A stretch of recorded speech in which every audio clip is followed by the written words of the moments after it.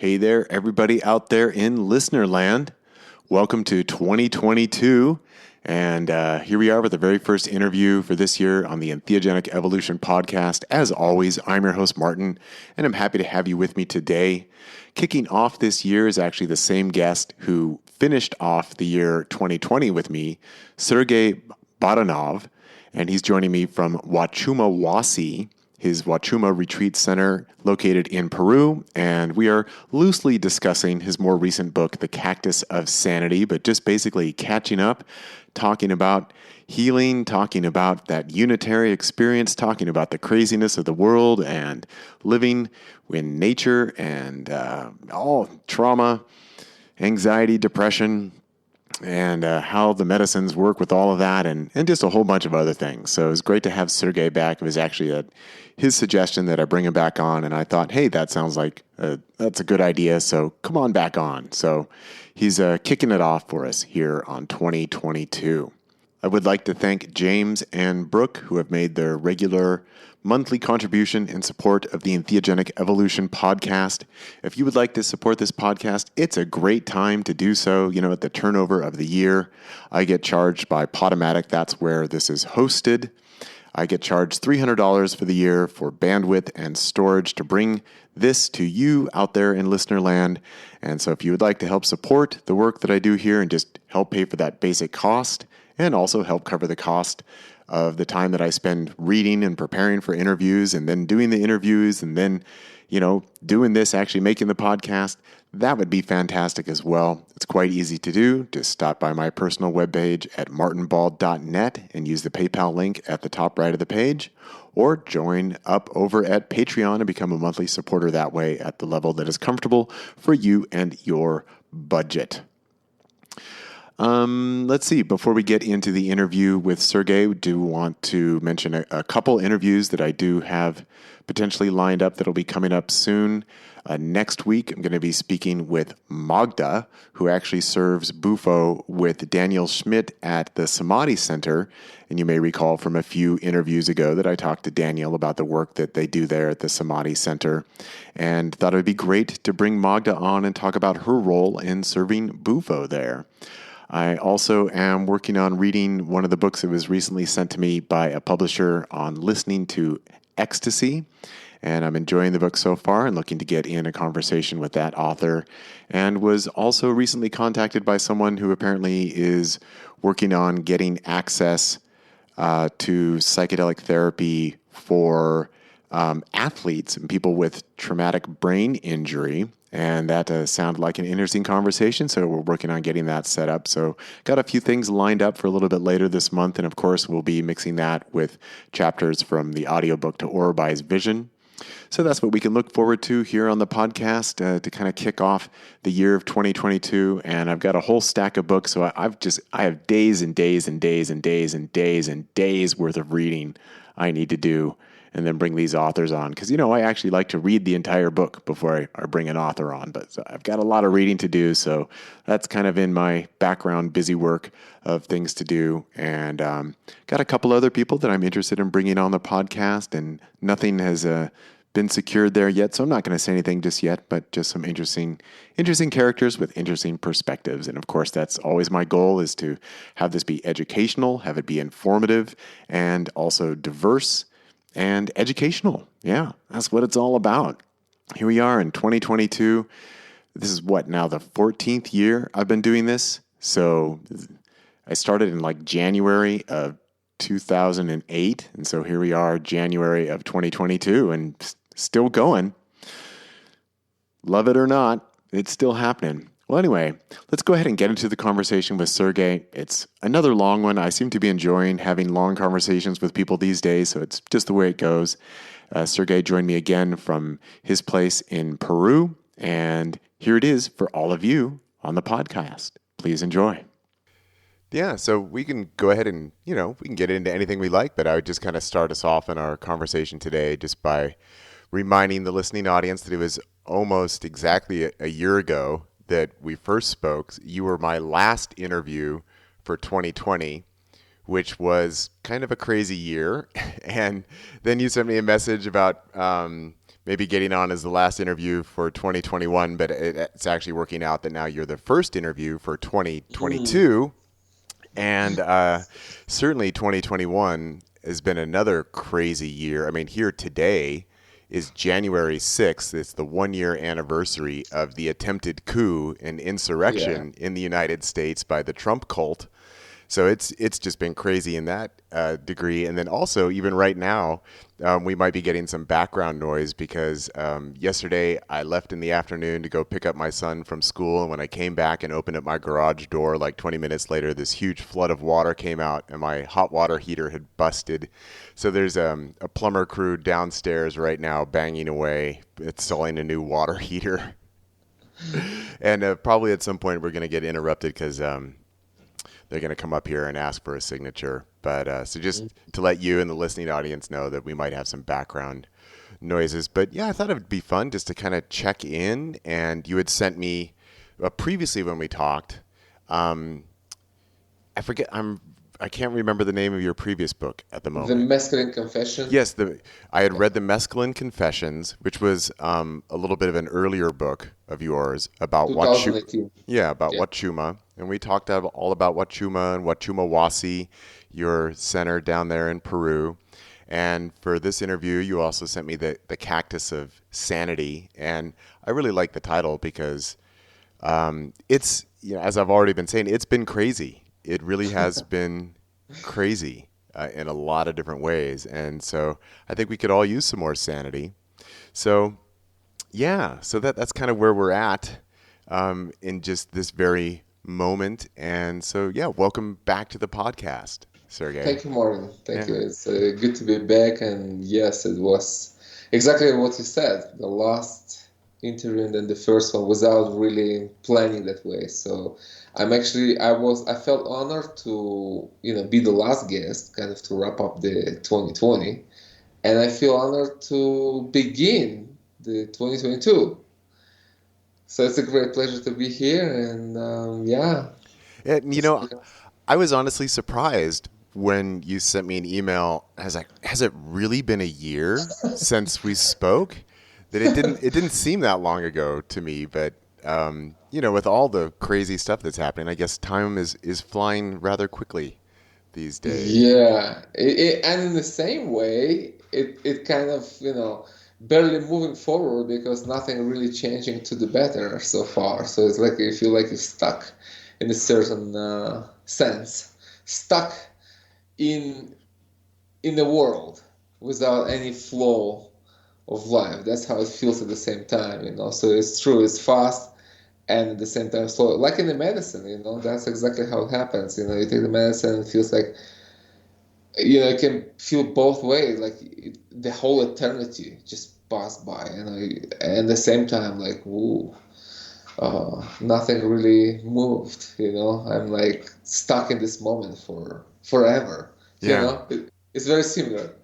Yeah, I can appreciate that comparison. So maybe let's start with I'm just kind of curious, since you run Huachuma Wasi, that's your Huachuma, and for those who aren't familiar with the term, we should say also Huachuma has been given the Catholic saint name of San Pedro. So some people know it by the name San Pedro. It's a mescaline-containing cactus from South America, and so you lead a retreat center in Peru. And I'm just kind of curious how the last year has been at Huachuma Wasi, and maybe if you have any insights on what has brought people to the medicine over this past year and what they've been grappling with, and how Huachuma has helped them, as you say, with the Cactus of Sanity. What kinds of things are you seeing these days, and maybe how is it different from years past? Well, it's a really good question. Well, fortunately, just to start the conversation, I'm very grateful that we were very busy this year. Yeah. We were like literally busy doing ceremony every other day. The whole year, I didn't have any rest. So that's great news because, we are 100% dependent on tourism. All our work is retreats, it's medicine work. So if there are no planes flying, we don't have people and we don't have means to live. That's how it's our livelihood here. So the 2020 was really tense because Peru was shut down for 10 months straight. 10 months straight, no borders, like no planes, borders shut down, you know? So we didn't work for 10 months. So that was very difficult, you know, financially and you know, you don't know how it's going to be next year too. So it was like very challenging year in that sense too, on top of everything else. So 2021 was very different year. We were literally open and busy the whole year. So that's a great news on that end. Now, what have I seen this year in terms of healing and in terms of what people were bringing to the work is this. It's like, and I shared it already before with a few people, you know, me personally, I never came to the medicine for healing. You know, for me, it was always a spiritual quest. Mm-hmm. You know, I didn't suffer from anything, no depression, no nothing. I was just a healthy, young guy who just was a seeker of truth and meaning in life, you know. So for me, it was a quest to find wisdom and what is awakening, what is enlightenment, what is all this, Eastern fellows were talking about, you know. So that was my background, you know, the Eastern esotericism and philosophy, and I just was looking to find real direct experience and understanding of myself and the world and what's all about, you know. So that's how it started for me, and that's how it went. So the focus here never really was healing per se, you know. Mm-hmm. It happened, you know. Healing comes with this. Healing is part of this work. It's just inevitable, you know. You do the right thing happens. So, but it's not a focus. It never was a focus. It's more like you come here. I help you to reconnect with yourself and find clarity in life and understanding and move forward. You know, it was spiritually charged. You know, and healing was like maybe I don't know 10%, kind of around this work, you know. It's like a byproduct than the actual focus. But this has changed completely in this year, in 2021. It turned it upside down. It's like I see more like 10% spiritual and 90% healing, you know. Interesting. It's completely changed. Completely, the work has shifted somehow, and it's not like I have changed anything. Nothing. I'm here, available, you know, treating people, like equally in that sense, but also differently according to what they need. You know, what they bring to the table. So most of the people who came, literally, it wasn't like conversation about spirituality and Sufism and wisdom and esoteric ideas and how the universe works. None of that, you know. It's like very little to none. Most of it was people just coming to find sanity. Yeah.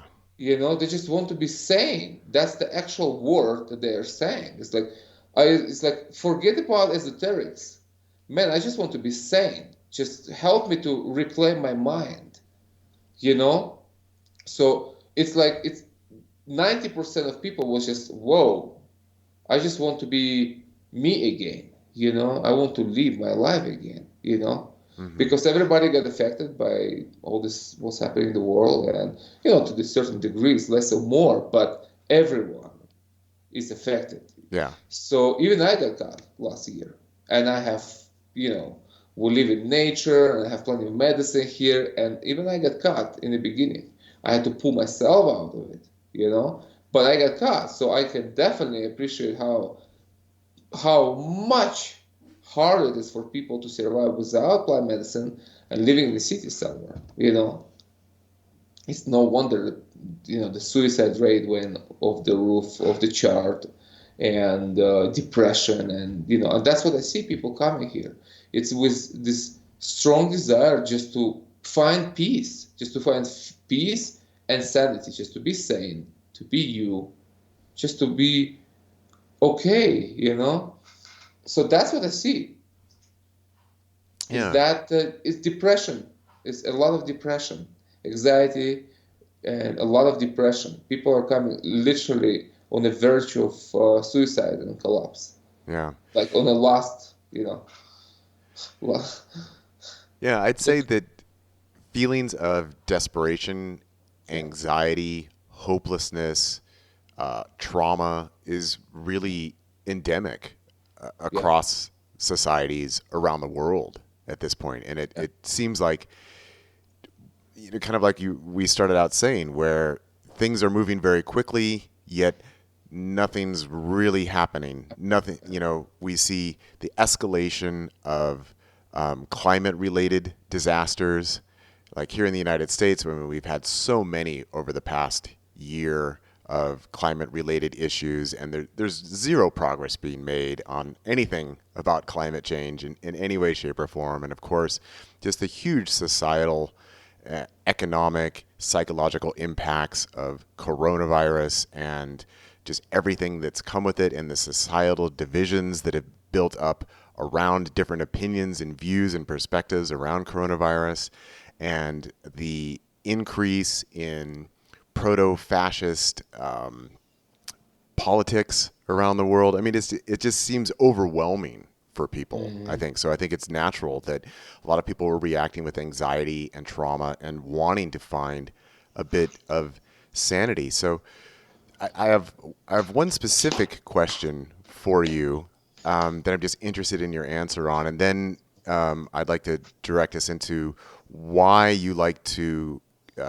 give the name of the Cactus of Sanity to Huachuma. mhm, But the first is just a really specific question, because you described how earlier on your clientele was largely, I think we could classify them as spiritual seekers, not necessarily people seeking healing, but people who are looking for connection with the self yeah, and growth and change and transformation. And that's very similar to back when I was facilitating 5-MeO DMT sessions with clients, that I would say that was the vast majority of the people that I work with. Like 95% were people who were hmm, looking for that experience of connection and oneness.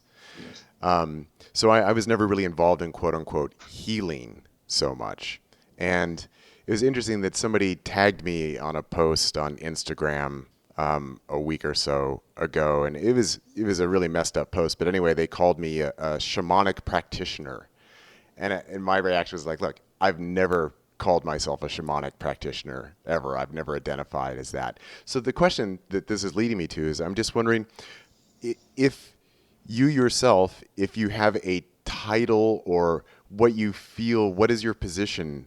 Because I almost feel like maybe you're sort of an ambassador for Huachuma, but how do you see your role as running Huachuma Wasi, and how would you self-describe yourself? I'm just curious. it's really a good question, Martin, and it's a real question. I mean, in that sense, I mean that it's an ongoing Mm, question. In that sense, I mean it's real. I actually wrote about this, and I had many conversations with people about this. Like, so people ask me this. So how do you call yourself? So I tell you this. I I consciously refuse to call myself names. mm, It's that's just my mission statement.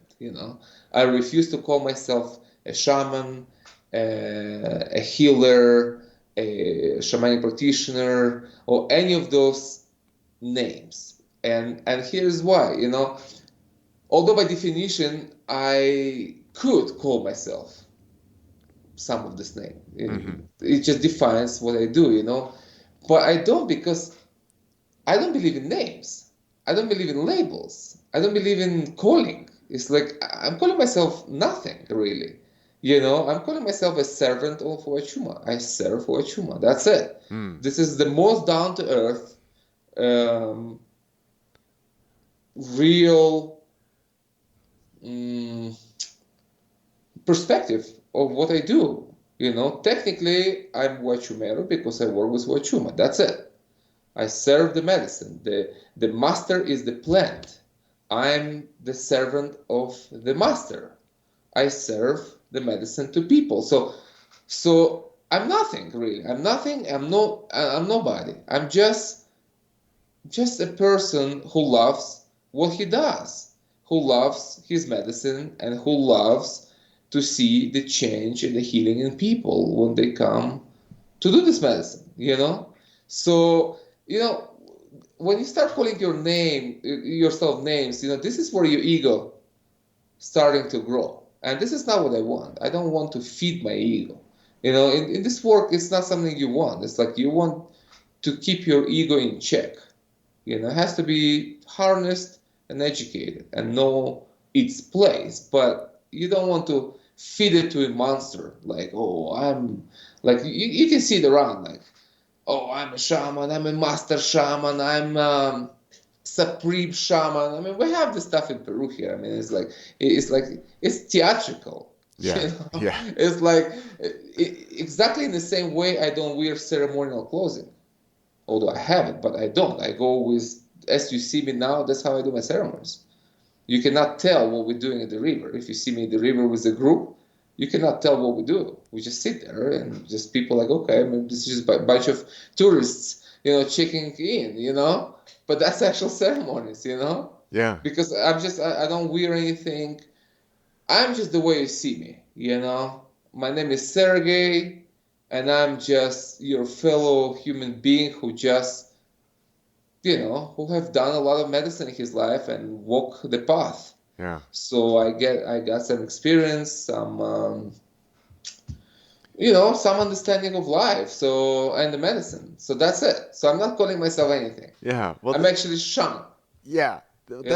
That's really beautiful, Sergey. Because, here on my podcast, it's only audio going out, but I was just going to comment that, you were dressed as a perfectly ordinary person. You've got your sweatshirt and your T-shirt, and I just think that's really powerful, just kind of to identify yourself as, look, I'm just someone who serves the medicine, and that you're someone who knows about the medicine because you've worked with it a lot.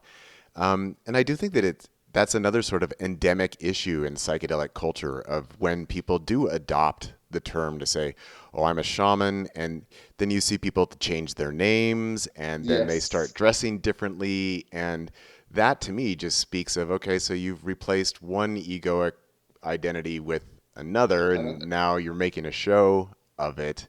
And where's the real you? And that I do like what you say, that kind of you just are who you are, and what you see was what you get. And I really appreciate that I like that sort of down to earth, just very practical. You're not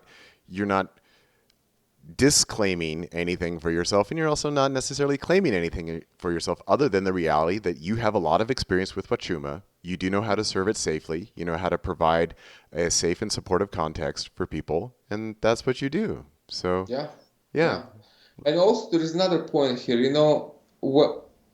and that's not to say that I'm against traditional clothing, not at all. Absolutely, I respect the tradition and I respect their clothing and outfit. It's all good. There is a place to it.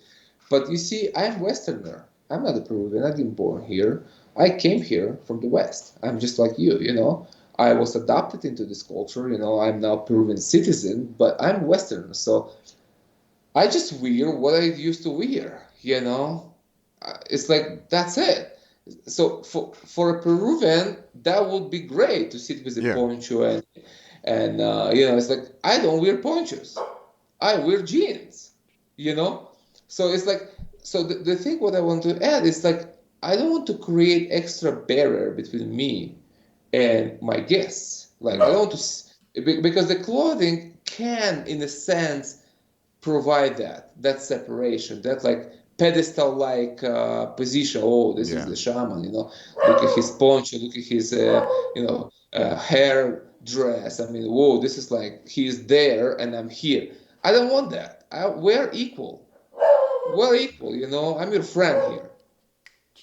Sorry, my Moxie is barking at the plumbers. They're making some noise downstairs. I apologize, but sometimes she's just got to participate in the conversation. Well, he's right there. He's cute. Yeah, she's a good dog. So it's like I just see, like, I realize that the closer I can be to my guests on every level, the more I can help them open up and really do the work, you know? I'm just like you. I'm just here to help you, to support you, and that's it. And we're on the same level, you know? I'm just leading the whole thing because that's what I do, you know? I have the experience, I have the knowledge, but we're on the same level, kind of. Yeah, well, that's really beautiful, and that's a nice way to meet people and to welcome them in to your Yeah, space, to let them know that you're not an exalted being, you're another human being just like them, that's and it. here we are together to do this work and experience this medicine. So, we talked a lot about your background in our previous conversation back in December of 2020, but just remind the audience about where you are originally from. I born in Ukraine, and at the age of 12, we moved to Israel. So I grew up in Israel. I was there another 12 years with my parents. And then I moved to America, to California by myself when I was 24. And that was in pursuit of spiritual path too. You know, I never moved to America to live an American dream, and I never knew about the American dream until I came to America. And actually, for me, it started from American nightmare, finding myself in the cold and being slave, and digging holes in the ground for 12 hours a day. Planting some palm trees for a guy who thought he was a god. I mean, that's a whole other conversation. So, and then from California, I moved to Peru when I was 32 and a half. So this is my fourth country, fourth language, fourth culture, and fourth beginning. Yeah, there's a lot of transitions in life. Definitely. Um, Yes. so I want to come back to the Cactus of Sanity, but since you reminded me and the listeners also that you come from Ukraine originally, I'm just curious if you have any thoughts on more contemporary events of like what's going on between Russia and Ukraine. Do you have any Mm. feelings about that or any thoughts about what's been going on over there, or are you just living the life in Peru at this point? What? This is so far behind in my life that Mm, I literally don't feel any emotional connection to that area of the world. Like literally none. I just remember that I born there, and I remember a few places that I like to be, in nature as a kid.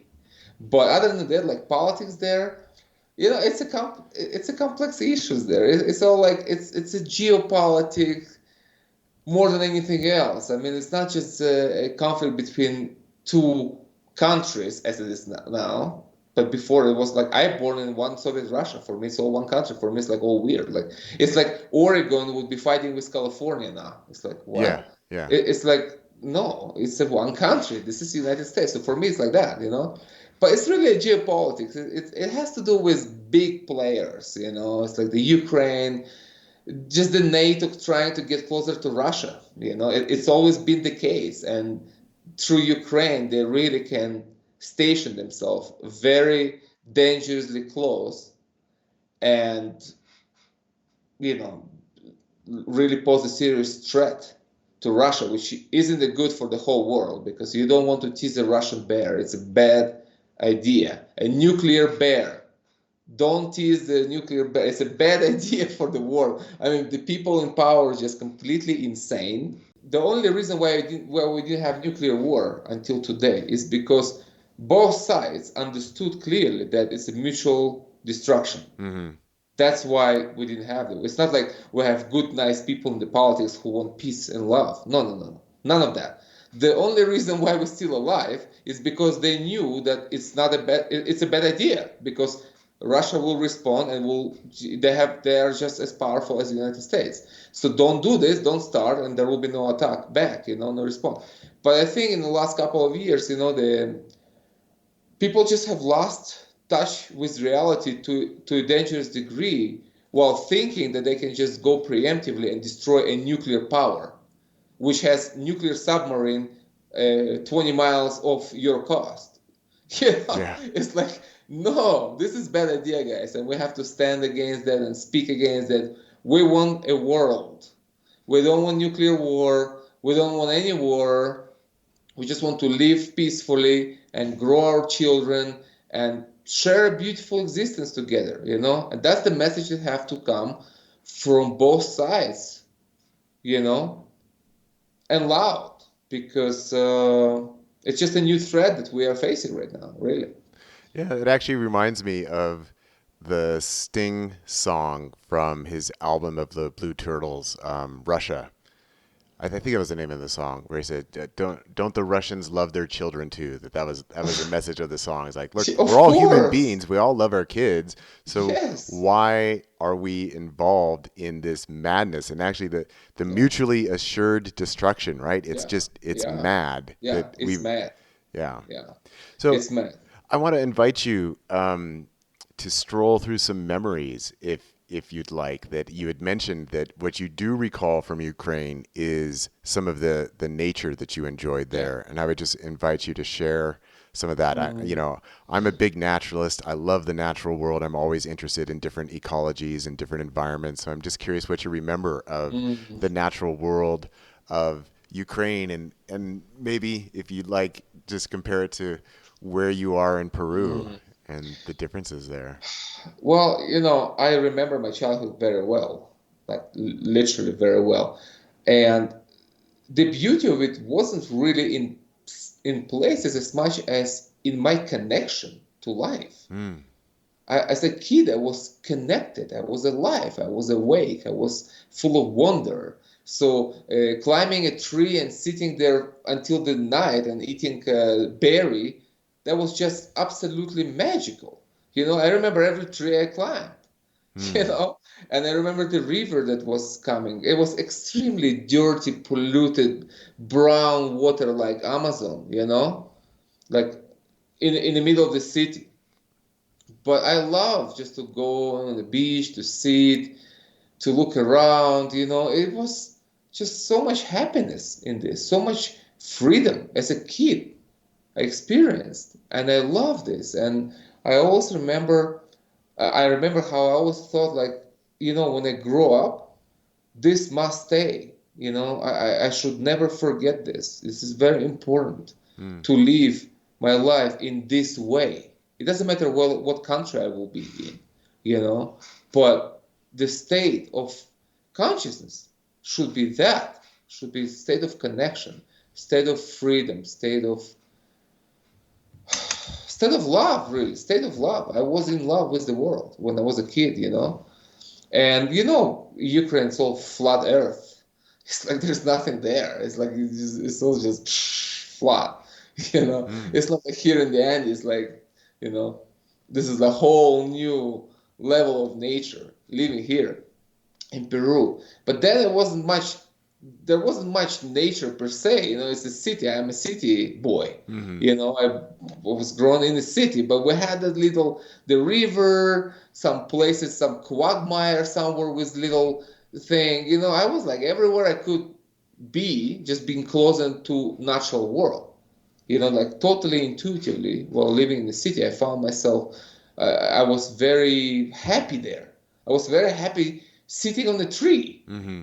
Like literally, I had to climb. It was a huge tree there. It's like dangerous if you fall down. I mean, that wouldn't be good. You have to climb, and like it was like an adventure to get to that point when you can sit and just and reach to these berries there. It was like wow, the whole experience when you are five. Like and far from house. I mean, my parents really allowed me to leave the home early, and we didn't have phones to check in. It's like you're out of the house, that's it. You Yeah. don't know where you are. I take my bicycle and like psh, that's it. Coming at night, they like worry everything is okay. Yeah, good, but we trust you. So I was brought up with this kind of freedom. Yeah. Freedom of adventure. Yeah. It's something that a lot of children are really missing these days. Yeah. There's the expectation that children will always be supervised, and kind of like yourself. When I was quite young, growing up in Isla Vista, the the community around University of California, Santa Barbara. That's where my dad was doing postgraduate work or graduate work when I was born. And even, when I was like 4 years old, I would go wander out of our condo and walk a few blocks, and I'd go to the beach, and I'd just spend hours at the beach. And there's all this driftwood, and I'd be out there catching lizards. I called the beach Lizard Beach. That wasn't the name of the beach, but for me, is like I just tell my parents, "Yeah, I'm going to Lizard Beach," so they knew where to find me. And I'd just be out there for hours, just catching lizards and talking to surfers and just hanging out in the water. And that was my thing. And then later we moved to Northern California, and I found all the natural places that I could get to near my house that I could ride my bike and go catch lizards and snakes and just hang out and in nature. That was always my thing as a kid, usually by myself. But it's a very important point. It's like that's what led you to nature later in life. Yeah. This beach, this lizard beach, that what led you to this. It's like, for me, it's like going to this river, it's climbing the tree when I was 5. That was it. Kind of, we fed the right part of ourselves early on that kind of grew into love for nature and the path in life. So it's not a little small thing. It's just for parents who want to grow their children properly, in my opinion, is, take them out, be with them in nature, like introduce them to the real natural world, take them off the phone, take them off the screen, especially in today's world, like that's why how I'm growing my children. Like any opportunity, we're going out, we're taking the dog out, we're traveling, we're going here, we're going there, We still have phones and everything, but we're not like obsessed or, we're using technology. We're not used by technology. And that's how I want my children to grow, very balanced life. Like, okay, now it's time to walk around. That's it. Mountain time. Then we come home, okay, nighttime, okay, let's just check in, So it's very important. It's like how you start your life will define your life in many ways. If I wouldn't have this nature, this bicycle, this river, this things, I don't know how I would be today. I don't know if I would be attracted to places of nature. I don't know if I would be actually called to move to a country like Peru and serve medicine, if that wouldn't be life in me, you know what I mean? Or if I would be called, but I wouldn't hear the calling too. So it's important how you start life, and as a parent even more, because you do it consciously for your children, you see where you want to guide them, what path you want to open up for them, Yeah. So I know from speaking with you previously and also from your books, Mescaline Confessions and The Cactus of Sanity, that kind of contrary to a lot of medicine work that gets done, particularly in South America, where often medicine is served, in a special room like a maloca and often served at night and in the dark, that you like to serve people Huachuma outside during the day. And so I think that's a good entry into talking about the natural environment that you're serving in and how you feel that contributes to the potential of the experience, how that serves the people who are consuming the Huachuma and having that connection to nature. I work with beauty, natural beauty. That's my medicine. Huachuma obviously is the medicine, but it's the medicine that opens you up to other medicines, the medicine of nature. Something that allows you to actually see the beauty of nature and experience in the most profound way you can and see that beauty. And this beauty is shocking. And I found that this shocking beauty has a tremendous healing effect on people. It wasn't me in a way that I needed healing, which I didn't even realize, but it's, when you drink the medicine outside, we go to the sacred sites and and natural places. You just sit there and just look at the mountains, and you're just in awe. It's so stunningly beautiful that it just simply overwhelms you and overrides any of your programmings, any of your negativity, any of your fear, any of your stress. This is all just gone. You've been so overwhelmed in a good way that everything just takes the back seat. And here you are, overwhelmed by the beauty of the medicine and the surroundings, that you just can't help yourself but smile and cry at the same time. And this is where the healing just flowing down at you. You've been just washed down with it. You are bathing in the healing energy. you know what you see heals you. You draw healing from a tree, from a river, from a rock, from a bird, from clouds. It's like it's through visual connection, something that you don't have at night. There's not much to look at night, although you have beautiful stars, but it's not enough to actually connect and feel the part of the nature and natural world and part of the human life. So I use beauty as a medium to healing, as medicine, which is enhanced on Huachuma medicine, because Huachuma is all about nature. It's all about connection to nature. And if you have already inclination to nature and love, it will be fanned, it will be magnified 1,000 times. So that's how we do it. And it's definitely nature medicine. It's definitely open air medicine. So you cannot take my medicine indoor. You will be crushed. It's too powerful. It's like you will be like literally smashed and crushed by any walls. You can't. You must get out. You must get out. You have to get out, and then you're held by the nature. That's how we hold the space. The nature is the space holder. You're just there. You just guide the whole process. But these mountains are my space holder. Imagine this. For a second, you feel very safe here. You feel incredibly safe and connected and just open and vibrant. You vibrate with the energy of life, and that comes through you, and the sound of river comes through you and heals you. It's like the sound of nature heals you.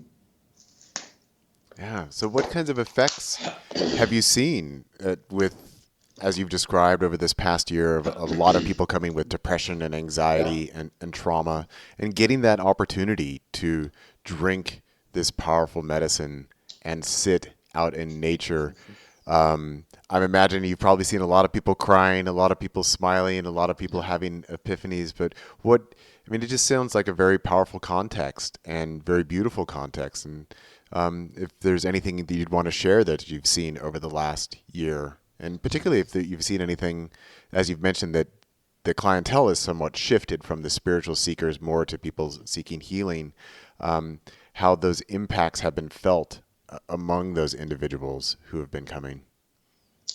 One of the recent guests, like maybe 2 months ago, she came. It was a Russian woman. She came to us 3 times before already. So she was coming here for spiritual quest. She even wrote a book. Last time she was here, she started the book and she published it. She was totally inspired, and so she came 4th time here during right now during the crazy time. And she told me this. She came with severe depression. Really, the world got to her. I didn't see her for 2 years. And she was strong Russian woman, this like business woman, like she's like always ideas and like a rich Russian person, like always ideas and businesses and many things going on at the same time. So I remember her vigor and her spirit was all like on fire, especially after spending time with us. She was going back like recharged completely. This time she came, completely different person. She was completely like lifeless, no life, just the same body. I recognize same body, same face, no life, completely like torn off, the light torn off, like totally depressed, severely.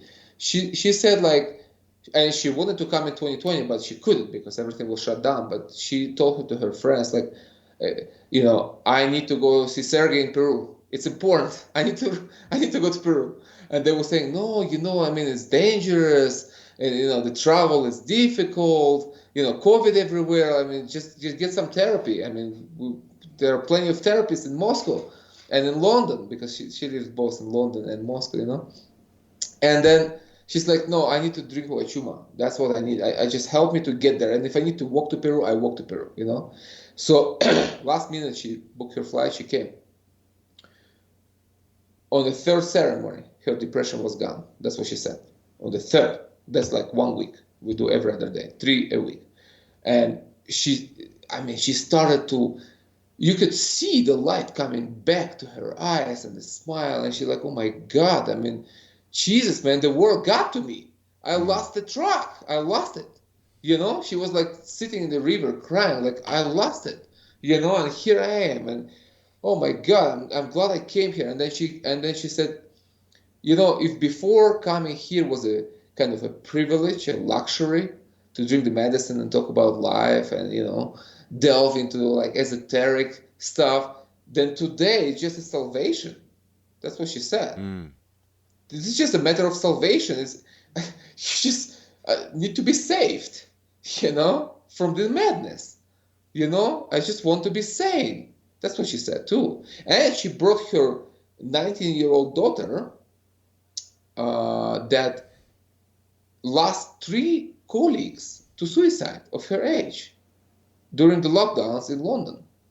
You know, 3 people who were with her colleagues dead. It's like never reached the 20th. So she was like, my God, so that was another thing, you know, to work with her as a 19-year-old kid who just saw 3 deaths around her in last year. So that was a different world, but also like along the same lines, you know, reclaiming your sanity, reclaiming your mind. And that's, you know, to go back to your question before that you said why I call this book Cactus of Sanity. It's like because the Huachuma is the cactus of sanity. That's why. It makes you sane. You just drink it and makes you sane. You just sit there and like, my God, the world is beautiful and I am sane. And this is like, and you just express tremendous gratitude for being alive, for having the opportunity to have this experience and to share this with your loved ones, you know? It's really how you feel in the medicine. You know, I even had one guy, I think I wrote it in one of the books, maybe in the Cactus of Sanity, I don't remember, that I think he was hesitating to come, and you know he was reading some trip reports and people hallucinating and stuff, and he's like, I feel the call, but I'm afraid I don't want to lose my mind, you know. And I was saying like, well, you know, if anything, you can find your mind here. That's what we do here. We're not losing anything. We are finding ourselves here. It's the opposite. So when he came and we drank and I reminded him in the ceremony, it's like, so how you feel? You know, I came to him and I said, so how are you doing? Did you lose your mind yet? And he started laughing like crazy. It's like he couldn't stop. Like, you know, he's like, my God, this is the sanest experience ever. That's what he said. So it's just what you feel, you know? The world become magical. But it's not like you don't see anything which isn't there. It's the same trees, same rivers, same mountains, same people around you, you know, but you see it in a way that you have never seen before. You see it vibrantly alive and magical, like a fairy tale. But the same thing is, you're not hallucinating. We're not hallucinating. We just see something that we don't see in a waking normal state of consciousness. Our perception is just limited to a certain degree of input. You know, you can call it, you know, frequency maybe. It's like you just perceive what you can perceive with 5 senses, but there is more to it. Yeah. There is more to perception than this. You know, we live life in these 5 senses, and it's good, you know. It has its own place, you know. Like I don't want to be in highly altered state of consciousness when I go to a supermarket and buy tomato, you know, drive my family around, you know. I want to be in my waking normal consciousness to function in life, you know. But ceremonies, it's a different environment, it's a different time when you can do all this thing. It's all set for this, you know. So this is when you just let go of control, let go of everything, and you just explore universal consciousness with your consciousness, which is really like one thing. At the, you know, at a certain level, it's all one thing, and you understand that. You know, it's just like you defined by your bodily existence, by your physical existence. It defines you, but the consciousness is really one. It's just, it's like a consciousness experiences itself in a human form. And that's where the lessons are. That's our journey here, to experience the universe in this form, you Yes. know. But Yes. it's not separate from universal consciousness. It's not how you feel when you're on the medicine. You understand that you are one with everything pretty much, and on the highest level is divine, and you are that divine spark that giving a chance to experience divine creation in a limited, body, in a limited form. Yeah. Well, that's a really beautiful way of putting it and really acknowledging, I think, sort of the way that I would describe it is sort of the highest healing potential of these medicines is exactly what you're describing here. It's not chasing after other realms, it's not chasing after spirits, it's not chasing after deep esoteric insights. It's really about having that direct experience of knowing I am the universal consciousness experiencing itself as this human being through this body, through this perspective that is also in concert and in symphony with all the other expressions of the universal consciousness, which are these mountains, are these trees, are these birds, is this river, is the clouds, is all of it. That it really is all one and is experiencing itself through all of these different incarnations simultaneously. And something that's always stood out for me when tripping out in nature is just how all of it, everything you see, everything you feel, everything you perceive, all of it is one grand symphony that's taking place. That there's nothing out of place. There's nothing that is actually in disharmony. It is all one great symphony that's just playing itself out. And it's such, that's the joy of being a human, I think, is that we have this privilege of really being aware that we are part of this symphony and that we can appreciate it from that self-awareness perspective. That we know we are human, but we can also know that we are all of this. That Mm-hmm. that is this grand symphony, this beautiful expression of energy that ultimately is all just love experiencing itself Yes. through all So, its many forms. And that's what it sounds like you're really emphasizing in the Huachuma work that people get to experience at Huachuma Wasi. yes, that's the focus really.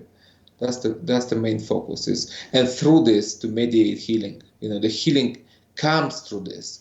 It's not something you chase. Mm-hmm. You chase the connection. You find the connection, and through this connection, the healing just appears. It's in abundance. It's everywhere. It's not like it's coming from the sky. It's just what you just described. It's everywhere. You just don't connect to it. You just don't feel it. You need to feel it. So the medicine opens you up so you can start feeling the Yes. healing that is available everywhere. It's like you become like a fish in the ocean. But in our case, it's like we are human in the ocean of consciousness and love and healing energy. Just swimming. It's not like you get some healing. I mean, you are literally swimming in the ocean of healing. Literally. It's like you get home like, how do you think a severe depression goes in a week? Like severe, like suicidal, just disappear. It's just like you've been overwhelmed with all this. You forgot. You forget that you were depressed. Like a few days later, you're just like, oh my god, I forgot. I'm depressed. I should be miserable. I came with depression. Like people forget about this. They just forget that you were depressed. That's how powerful that is. And that one of the ceremony, as you were speaking, it reminds me of the conversation I had with one of the guys who actually was intellectual. Like that was one of the few people throughout the year with who we had different interesting inspiring conversations, kind of very spiritual. He's coming also from a kind of Buddhist line, so Mm. meditation, Buddhism. We read same books. We could talk about many things. We could connect through many things, you know. Yeah. So we were sitting and just laughing about this in the ceremony. I just said, like, you know, I think God created the universe out of boredom. Just imagine, you know, he's like forever there, alone, Yeah. stuck in nowhere. I mean, what do you do with yourself? It's like you got to create something. You got to create multitude of life so you can experience yourself endlessly in a different forms and shapes. You know, so that's kind of like you have all this amazing vast universe. So it's like this thing, call it God, call it consciousness, call it whatever, can experience itself forever, endlessly. Yeah. You know? So, but we are part of that because we are the part of the creation. So we reflect that. So we are that one of these ways of God experience itself through us, you know? Yeah, I really love that. I've used sort of a similar um, argument, or maybe not argument, just position that I like to share with people when people ask like, well, why is the reality the way that it is? And from my position, it's like, well, look, so you're God, you're the infinite being, you're only one, you are forever, eternal, Yeah. infinite. So what else are you going to do other than multiply yourself across infinite forms and varieties and experience everything that you can? Because in the same way that we as a human being, we would never go to a movie theater and just watch a blank screen and come out and say that was a great movie. We want to see stuff happening. We want to see love and drama and tragedy and success. And, we want to see all these things in a film because that's what occupies our mind. And that I like to say that reality is God's way of occupying itself, because there's nothing else to do. Yeah, So that's how I feel. yeah, that it's eternally boring if nothing ever happens and everything is just oneness all the time. I mean, that's great. I mean, it's beautiful for human beings to be able to enter into that state and then to realize, okay, it really is all one. But it's actually the play of reality. What I like to say is that's where the party's happening. Yeah, well, it's here. Yeah, it's right It's here. here. This It's is the here. party. And so it's up This to is the us part, to yeah. enjoy it. And it's that perspective shift that you're describing here that is so important, that when people get caught in depression, when they get caught in anxiety and in trauma, that it becomes their world. And it's understandable. I mean, this is not to blame anyone. It's not to, say that they're responsible for that, but just to say that it clouds everything. And so to have Yeah. medicines available that can lift that cloud, and not through the necessarily the work of some shaman or some ceremony or some prayer or some ritual, but just the experience of being in the world and rediscovering that this is magical. This is Yeah. reality as we experience it, is what magic actually Yeah. is, and that it is all alive, it is all interconnected, it is all one, and also infinitely unique and infinitely diverse. And just being able to, as you say, bathe in that experience, that in and of itself can be healing. That Oh, absolutely. Yeah. That's what lifts the depression. That's what lifts the anxiety. That's what refreshes the vehicle then to Yes. enter into life again with that sense of wonder, that sense of connection, that sense of Yes. love, and that sense of even salvation or divine grace, of having been saved Yes. from the difficulty of being a human being. It's not easy. I have a lot of sympathy for human beings. That it's hard being self-aware beings with egos and all these different competing identities and all the different forces that impinge upon us, and then just to find that place of sanity of, it's okay. I actually am at home in the universe and in Yeah. nature, and am embraced by it and can embrace it in return. It's just Yes. so powerful, so healing. Absolutely. And all this darkness, it just dissolves here. When you are embraced this magical beauty of Huachuma in this amazing environment, it just dissolves. I mean, you can just literally see that happens in people. Literally. on the medicine, you can see that this darkness, this like the way they come and the way they live, it's like a different faces. Yeah. Very, very like, ooh, you know, like hopeful, but at the same time, like not even there, you know. And then you see in the very first ceremony opening up, people opening up, and they smile, and the light comes from the eyes, and it's just like people are, oh my God, like I'm alive, you know, I'm back to life. It's like literally like reanimation process. I would call it Huachuma Wasi as some sort of a spiritual what you call this emergency room, like what was it, UCI, right? Is it UCI? ICU, intensive care ICU. unit. Yeah, Yeah. yeah, yeah, yeah, yeah. That ICU, that Huachuma Wasi is like spiritual ICU. People literally come here like on the last breath, you know, Yeah. and they just reborn here, and then they live back with so much vigor and life in them. So it it can be called, you know, spiritual. Was it emergency room? Yeah. Yeah. It's Emergency like room or that. intensive Yeah, care unit. yeah. Intensive care. Like, you know, you get reanimated here. Yeah. Like I see that. Yeah. And that's such a significant aspect of the medicines, of providing people with a new lease on life. That, I mean, we really are at a point where so many people, I mean, as we've been discussing, that the anxiety, the depression, just the trauma of contemporary existence is really weighing heavily on Yeah, people right now. yeah. And just going to the therapist, honestly, I don't think it's going to cut it. Going to the psychiatrist, I don't think is going to cut it. Changing your job is just, it's not going to cut it right now. That it's so widespread and it's so heavy around the world that people having access to these kinds of experiences that are profound and life-changing is so what people need, that there's really a desperation for it. Yes. And sometimes, you know, people wait until their last desperate moments. You know, you've probably seen people, I mean, as Yes. you've described, that they're showing up and they're kind of on their last legs. It That's sounds it. like that they're on the verge of suicide. They're on Yeah. the verge of completely crumbling under their depression. And just having the opportunity to work through these experiences, to sit in nature, and as I like that you really emphasize, to feel. It's not necessarily about what you Yeah. think. It's not necessarily Yeah. about what you believe, about what you understand. It's really what you feel, and the feeling that you get from that. That's what transforms people. Absolutely. That's exactly right. Is the feeling. You know, I always say feeling is healing, and Mm, healing is feeling. yeah. You know, it's vice versa. It's like that's what it is. You feel life.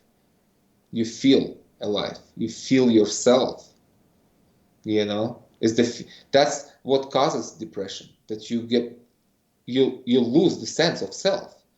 You're no longer you in your own body. That's what causes confusion and depression.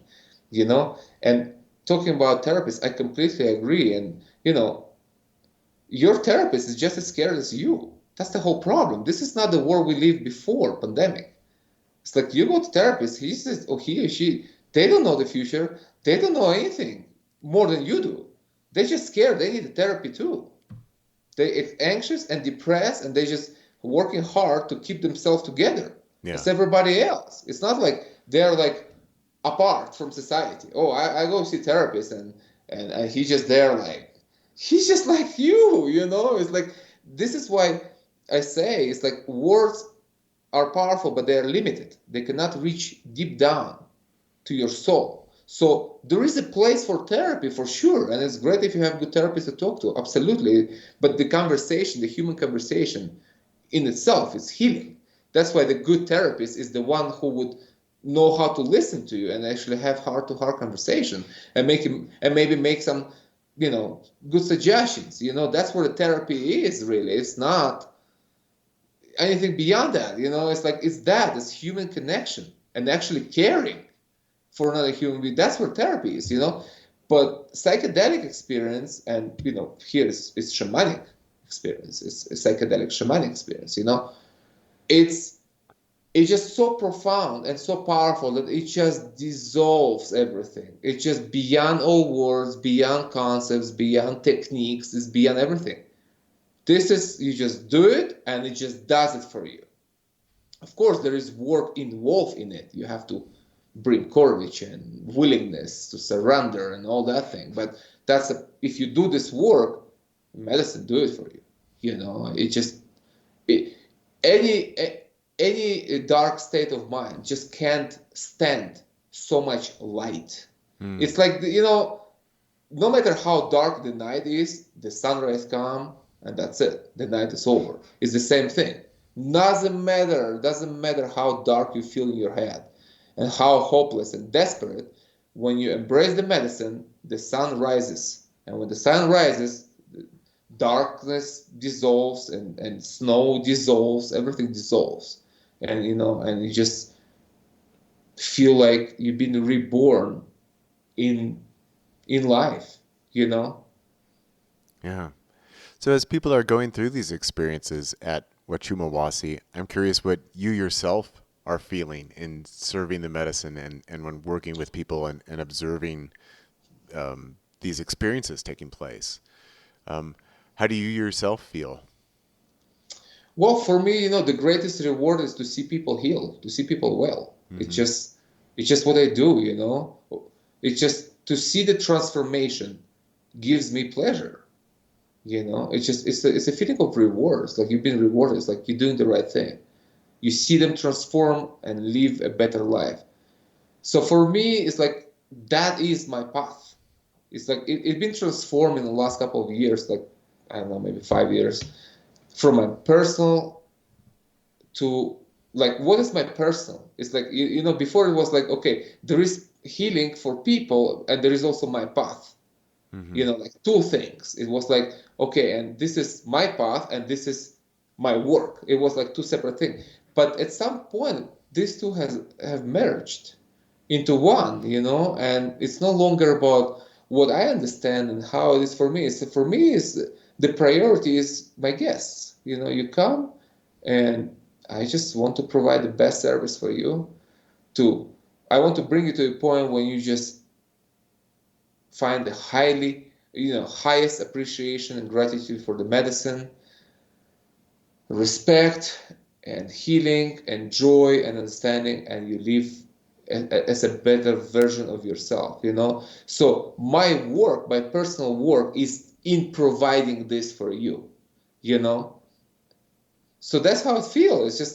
It just feels good to make people happy and make people feel good, and feel good. I don't mean by feeling good today, it has a long-lasting results. This work, many people having their life changed here, literally, it's not just getting down with depression. This is where things starts. This is where the journey just begins. I always say that healing it's a necessary part. It's a necessary stage. Like you cannot reach divine consciousness while you're depressed. It's like you're not there. You're not receptive. You need to put yourself together first. That's where the healing is. It's like a normality kind of thing. It's like you need to be sane to reach out into the stars. You know what I mean? It's like if you're desperate and coming here on the last leg, it's like you're not even there to perceive all this, All you care about is just to live another day, So the healing is where the medicine leads you, like it's a necessary condition to be fulfilled before you can really explore consciousness and really, go into the realm of insights and understandings and magic and mysticism, Healing is a condition. It's not the end. It's not the destination. It's not like the end result. That's what I see also in a psychedelic community, like global, let's say, like, which is a good thing. And I'm part of this movement and I support it widely, but it's not like I see limitations there because it's all about healing. Mm-hmm. It's like all about healing. Let's do psilocybin and cure depression and anxiety and PTSD. Of course it does. Of course there is a place for this, but it's not where it stands. this is not the end result, What do you do when you're done with your depression? Well, then exploration begins. Then the spiritual growth happens, So that's a level that, healing is a level that you have to move through and, build on it, Yeah. The spiritual aspect is missing. That's what I'm saying. Yeah, I can appreciate that. How do you see that play out over the course of a week where people are working with the medicine 3 times? Do you see an arc and trajectory that people tend to go through, or is it unique to each person? I think it's both true. I think it's unique to each person, but also the process is universal. It's a process of opening and trust, because people come with enough trust to come. You need to have a little trust to come here, Yeah. You need to start somewhere, But this trust grows in the medicine, and the more you trust the medicine, the more you accept, the more you receive from this. Literally, your trust will define how much you will get from this work. And that's what I'm helping people to find, and that's the way I do the medicine, and moving through fears and bringing them to the place of safety, comfort, beauty. So that kind of takes care of, oh, maybe I can go crazy, maybe I can lose my mind, or maybe if I die, and people come with all kinds of fears. It's a powerful psychedelic medicine. So, and if you read some wrong few trip reports, they will tell you about things that never happened, then you will be like, really like, oh my God, I don't know if I want to do this. But it's not like this. It doesn't happen like this. It's really the opposite from this. It's a very calm experience, It's a profound, powerful, but calm, So you see how they open up with trust, and every ceremony a little more trust. And here's a little trust. Okay, here's your cup. Boom. A little medicine for you, It's like I adjust medicine for each person, It's not, I have light medicine, strong medicine. It depends on your experience. I have many people who never heard about medicine. They just found my book somewhere in the bookstore here. It's like, oh, that's cool. Oh, Sergey, oh, he lives in Sacred Valley. I'm in Sacred Valley here too. So it's like this. So it's a different kind of work.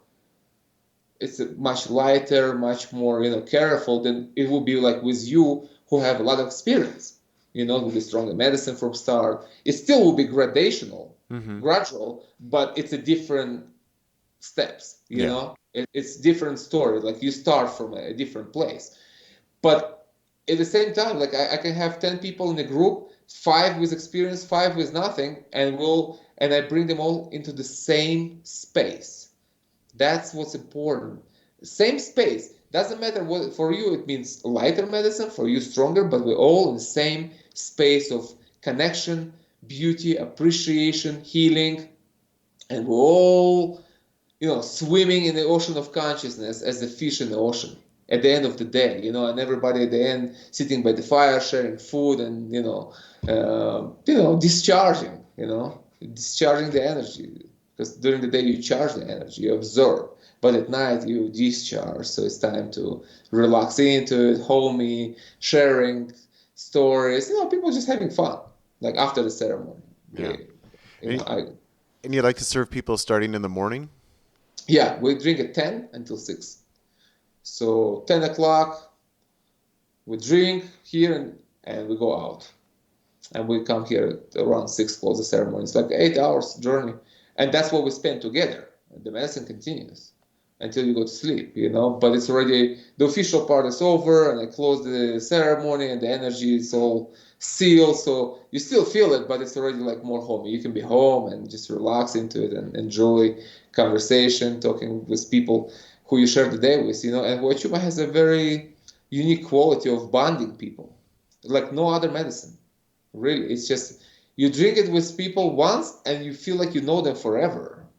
And you feel like this is the friendship forever. And it's really true. I mean, the friendship lasts. It's just a very bonding medicine, Just heart opening, connecting, bonding medicine, Yeah. And you feel that people through these experiences that they are reaching into that state of oneness, that state of connection, that state of genuine being?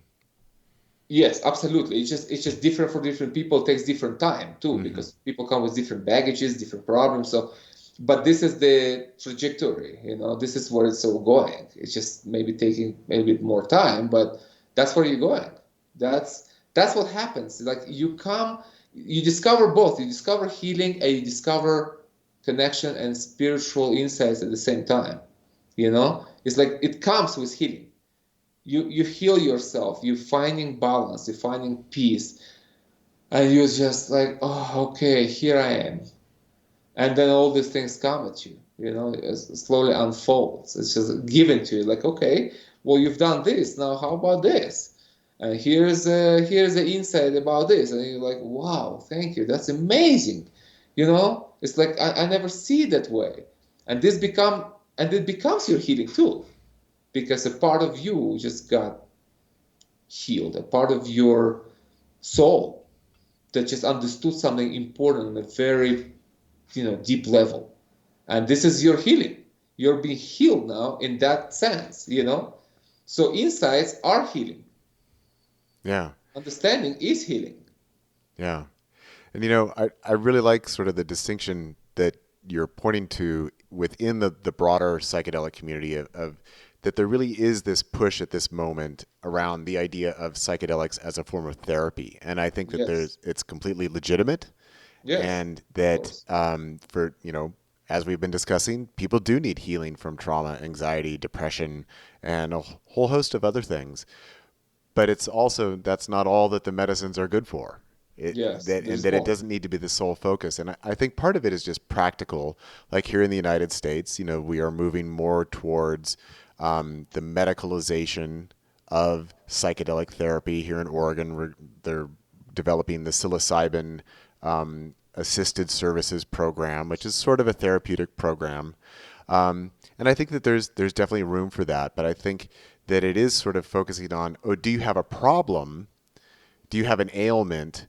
And then we can perhaps treat you with psychedelics, but it's sort of limiting the prospective clientele in some respects. So as you discussed that previously, most of the people coming to you were on the spiritual quest. And I even like to call it, if we want to be funny about it, I just like to call it reality therapy. And that I think that, that experience of oneness I see as a fundamental human birthright, that every human being has a right to experience that, and that the medicines can help facilitate that, and that you don't need to have an ailment, you don't need to have something wrong with you to yearn for that sense of connection, because just the way that the human ego grows and develops, that we isolate ourselves off, and that's how we form our self-identity that says, well, this is me and everything else is not me, so then who am I and where am I?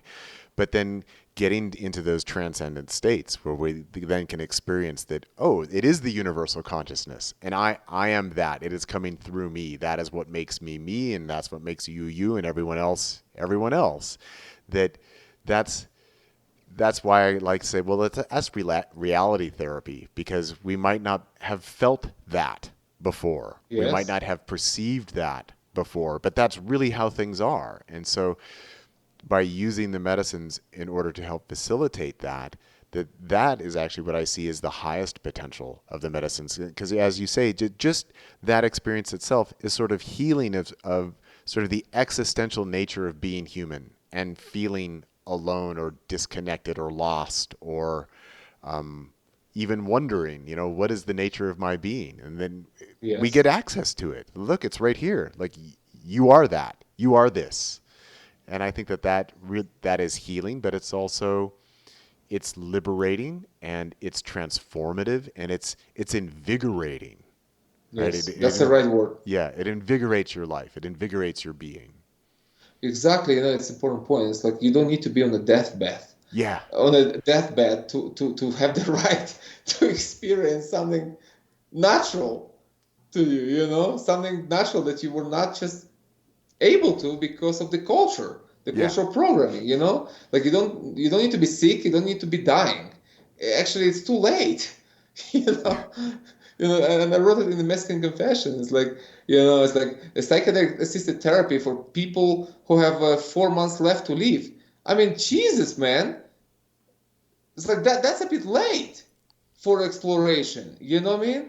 It's like, why don't you use this while you're healthy, alive, with full of energy, and how much you can understand and implement in your life and make your life better and life of other people too.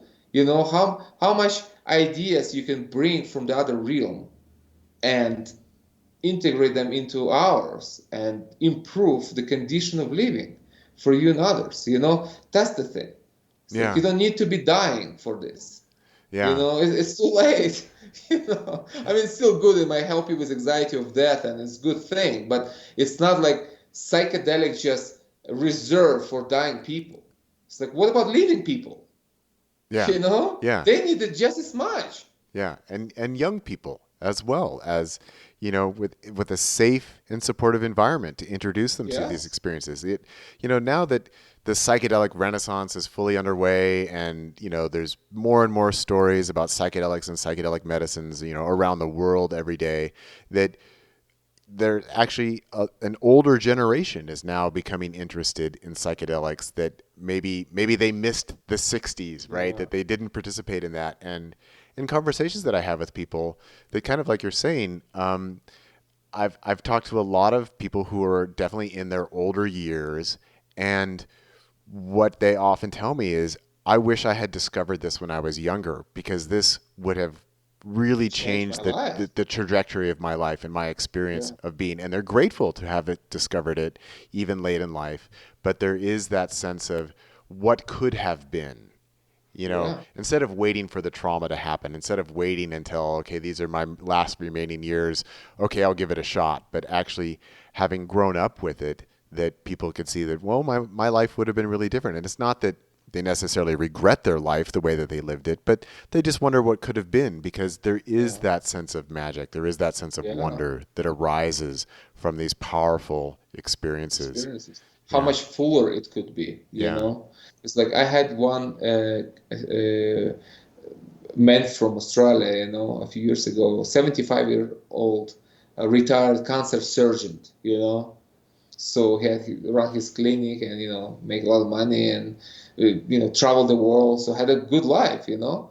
But this aspect was never explored by him, but he wanted, because he was well read and he was striving to this, but life never presented this opportunity. So he came here with a lot of fear, but he still did that. And he just came and said, you know what, I just want to sit with you. I'll just pay you. Don't give me any medicine. I just sit with you, in the forest. I'm like, no, I mean, what do you mean? We can do this. I mean, no, you have to take the medicine. We'll start it very light and easy. Don't worry, I'll bring you to where you need to be. So in 2 weeks, I mean, he was shaking from fear, you know, Mm. and over 2 weeks he was like drinking full cup, and he was just, oh my God, like he was like, he couldn't believe it all was happening. And he said, you know, at the end, he said, like standing there like a child, like a 5-year-old kid looking at this mountain, just with tears coming down on his face, and he's like, my God, I wish. That's what exactly he said. It's like, I wish I would have this known earlier in my life. That's what Mm-hmm. he said. And he was 75, you know, 75. That's already, on your way out. You know, it's already on the horizon. You know, life is, it's already a sunset time in your life.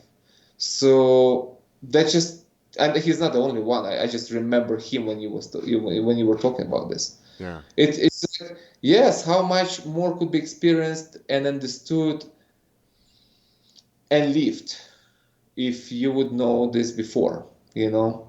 So that's just a lesson for others who are earlier in their life, who still have time to experience life. Just, take advantage of that. Yeah. Yeah. Yeah. Well, that feels like a good place to wrap it up for today. To All right. kind of wrap up this conversation. It's been a great pleasure to speak with you again, Sergey, and just want to remind the audience that your books are available. The more recent one is Cactus of Sanity, and it definitely talks a lot about many of the subjects that we have covered here today, that we haven't referenced the book so much specifically, but all of this is in the book. So Yeah. that's available there, and also your earlier book, The Mescaline Confessions. And of course, people can come visit you at Huachuma Wasi. Is it huachumawasi.com? Is the .com. website? Yeah. Yeah. And also Instagram at Huachuma Wasi. Okay. Well, thank you so much for your time again. And I know you're probably hungry for lunch at this point. Had to miss lunch to stay focused, Yeah. Well, I'll go ahead and let you go. But thank you for being with me at this roughly 1 year anniversary from our previous Yeah. conversation. And who knows, maybe we'll check in again in another year. Yeah, I actually started a new book, which I think will be a very important book to help people to quit the COVID cold, and it will be done like within 2 months, I think. I'm on it. All right. So we'll be talking probably sooner than a year. Okay. We'll just reach out and send it All on right, over, and I'll give sure. it a read. All right, Thank you, Sergey. Martin. You take care. Thank you very much for your Thank you. time.